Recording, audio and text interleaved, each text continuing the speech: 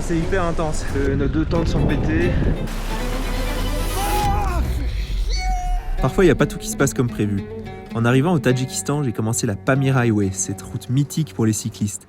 En chemin, j'ai rencontré Léo, un Autrichien qui va en Mongolie en vélo. Sauf que la première nuit, on a eu un méga orage. Bon, on vient de se prendre la fronde rafale de l'espace là. Nos deux tentes se sont pétées.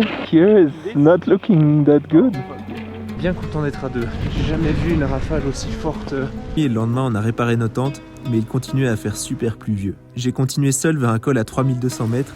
Une journée intense à rouler dans la boue, la pluie et l'orage. Ça m'a pris 9 heures pour faire à peine plus de 100 km. En arrivant en haut, tout s'est dégagé et j'ai eu droit à une vue dingue. Oh yeah!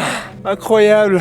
Puis je me suis rendu compte que mon tel avait pris l'eau. Impossible de le rallumer. C'était la merde, mais j'avais pas trop d'autre solution que de continuer à avancer.